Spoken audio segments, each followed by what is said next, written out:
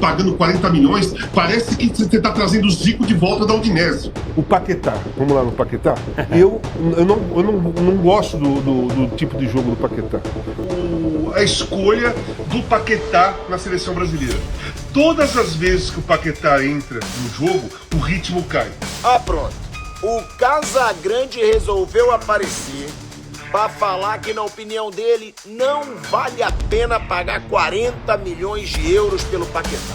Lucas Paquetá acaba de seguir José Boto no Instagram, hein? Eu acho que o Paquetá vale 40 milhões. Eu penso mais como o Júlio do que como o Arnaldo.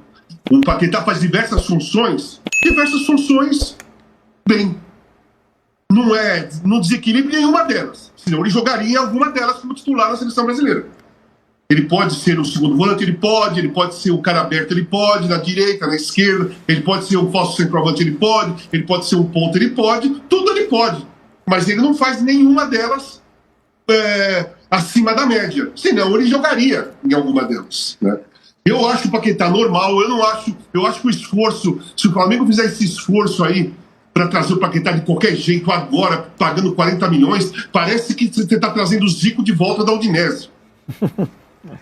Cara, por favor, né? O Flamengo já foi campeão da Libertadores, foi campeão da Copa do Brasil, foi campeão brasileiro, né? Foi lá, jogou o Mundial no meio do ano, jogou o Mundial no final do ano, tem uma grande equipe, uma equipe que compete de um meio campo muito bom. Se for mais barato, se o Paquetá quiser ir embora, o Wesley quiser liberar e o preço for mais acessível, beleza, é uma oportunidade. Agora, fazer todo esse esforço para trazer o Paquetá para o Flamengo, eu não vejo o Paquetá dessa maneira. E eu acho que, na realidade, eu não vejo um monte dessa maneira, né? Eu acho que o Brasil aqui hoje, na realidade, os empresários estão deitando e rolando, né? Porque eles estão enfiando o jogador aqui no Brasil a 40 milhões, 30 milhões, 50 milhões. Cara, aí os caras vêm aqui, mesmo brasileiro voltando, tá? E aí não acontece, a maioria das vezes não acontece nada de diferente. Nada de diferente. Porque você paga como Zico e recebe como Paquetá. O Paquetá, vamos lá no Paquetá. Eu não gosto do tipo de jogo do Paquetá. O Paquetá é muito cadenciado. Para o jogo que o Ancelotti está montando, 4 caras de velocidade, de movimentação, de dinâmica, se o time sai em velocidade e a bola cai no pé do Paquetá, a dinâmica do jogo, a intensidade do jogo cai completamente. Um contra-ataque não acontece, porque ele é cadenciado, ele vira para um lado, ele vira para o outro, ele dá muito tapa para o lado, sabe? Eu acho que quebra o ritmo da seleção brasileira. Eu convocaria, porque de repente está ganhando um jogo, você coloca ele ali exatamente para cadenciar, e aí ele consegue. Mas não colocaria num time que precisa vencer com esse ataque que ele tem. E a outra coisa foi, o Ancelotti mandou trocar. Mandou. Errou. Se fossem os jogadores que tivessem decididos para dar uma força ao Paquetá, eles iam estar errados também. Quem tinha que bater o pênalti, não tem nem que pensar, nem imaginar. Eu acho que o mundo que estava assistindo esse jogo achava que o Estevão ia bater, porque ele bateu bem o primeiro e ia fazer o segundo. 1-1 com a Tunísia. O ritmo foi menor do que aquele de Senegal, mas mesmo assim a intensidade e a dinâmica do jogo foi interessante. Eu gosto muito mesmo da possibilidade de ser Estevão, Vitor Roque, e Vinícius Júnior e Rodrigo. Mas também gosto de Luiz Henrique, Vitor Roque, Vinícius Júnior e o Estevão ali como 10. Porque o Estevão é o melhor jogador da seleção brasileira. É o melhor jogador brasileiro que tem agora nesse momento. O cara que pode desequilibrar uma partida, o cara que parte para cima, vai para o fundo, vai por dentro, que cria jogadas, que tá com moral na seleção brasileira porque bate falta, bate pênalti, né? Então a seleção do meio para frente, eu não vejo problema nenhum, né? Eu acho que o Ancelotti tem na mão uma matéria-prima, um material humano para fazer um meio-campo e um ataque da seleção brasileira ótimo. Ele tem problema nas laterais, isso sim. Eu não gostei do Caio Henrique hoje. O Wesley tomou um cartão amarelo muito cedo, poderia ter sido até expulso, então também é uma dúvida ali. A zaga tem Militão, tem Marquinhos, tem o Gabriel Magalhães, ou seja, a zaga também é muito boa. Agora, o maior problema mesmo são as laterais. Uma coisa que eu não entendo, sinceramente, qual a escolha do Paquetá na seleção brasileira. Todas as vezes que o Paquetá entra no jogo, o ritmo cai.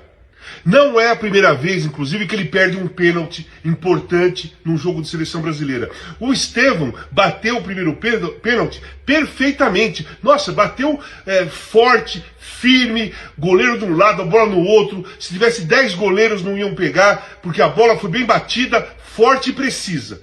O Estevão tá cheio de moral. Por que o Estevão não bateu o segundo pênalti? Foi ordem do Ancelotti para deixar o Paquetá? Errou.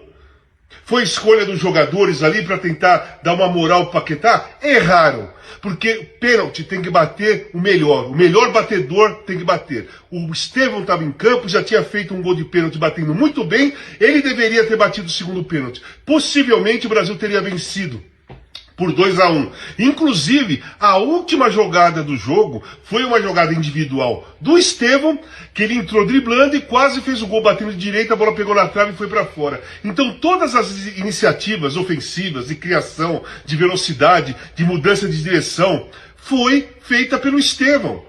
Então nós temos que realmente, o Ancelotti tem que realmente jogar as cartas dele nesse jogador, jovem, talentosíssimo e que pode explodir na Copa do Mundo. Então se ele tá com moral, deixa o garoto bater os 2 pênaltis, bater o primeiro, bate o segundo. E eu não vejo o motivo do Paquetá na seleção brasileira, sinceramente. É uma visão minha, não é a verdade absoluta. Ah, pronto. O Casagrande resolveu aparecer para falar que, na opinião dele, não vale a pena pagar 40 milhões de euros pelo Paquetá. Que ele faz ali várias funções, mas não é decisivo em nenhuma delas. Se fosse, seria titular da seleção brasileira. Só que aí eu fico pensando, eu vou escutar o Casagrande, sério, o Casagrande, ou eu vou escutar o Guardiola, maior treinador da história do futebol mundial, que achava que deveriam ser pagos 60 milhões de euros pelo Paquetá. O Manchester City do Guardiola quis comprar o Paquetá por 60 milhões de euros, quando deu toda aquela polêmica lá das apostas esportivas, né? Que o Paquetá sofreu ali a investigação e que ele foi inocentado. Aí eu fico só refletindo isso. Eu vou escutar o Casagrande com toda a história dele no futebol, ou eu vou escutar o Guardiola, o cara que jogou muito, Barcelona, seleção espanhola, foi parceiro do Romário, o Romário mesmo elogia muito o Guardiola, e que hoje é o maior técnico da história do futebol mundial. Para grande parte das pessoas que entendem de futebol, o Guardiola é o maior da história. Já o Casagrande, gente, como jogador, como comentarista, não ficou marcado por nada. Então, eu acho que vale mais escutar quem realmente conhece e que é respeitado mundialmente pela análise que tem de futebol, né? Falar que o Paquetá não vale um investimento, pelo amor de Deus. Eita, ó.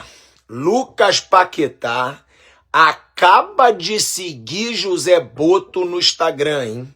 Ah, pilhado, mas isso não quer dizer nada. Isso não tem nada a ver, meu amigo Paparazzo Rubro-Negro trouxe, né? Essa informação. Eu concordo, não teria nada a ver. Só que hoje, eu não minto. Eu apurei com uma fonte muito forte no Flamengo. Eu fui perguntar se realmente podia estar perto de um acerto com o Paquetá. E uma fonte que costuma me responder tudo que eu pergunto em detalhes fugiu do assunto. Ou seja, não querendo atrapalhar uma negociação. Me disse que não queria falar sobre esse assunto agora, que estava ocupada, essa pessoa me falou. Então, Paquetá negociando muito com essa, ele está querendo muito. Começa a seguir o José Boto, né? Nesse momento da reunião definitiva. E a fonte que eu tenho, fugir do assunto e não me responder nesse momento, uma fonte que me respondeu sobre todos os assuntos anteriores a Flamengo, isso me diz muito, como jornalista me diz muito. Porque quando uma fonte muito segura foge do assunto é que ela não pode te dizer alguma coisa, porque pode prejudicar nas negociações, e se fosse um não, me diria. Então, eu acho que são sinais positivos. Ah, seguiu o José Boto no Instagram. Pode não ser muita coisa, mas pelo que eu tô percebendo dos bastidores ali, o Flamengo tá escondendo muita coisa para não prejudicar uma negociação que o Paquetá tá ajudando muito, tá? O Paquetá tá fazendo muito esforço, ele quer muito jogar pelo Flamengo e ele já deixou isso claro lá no Essa.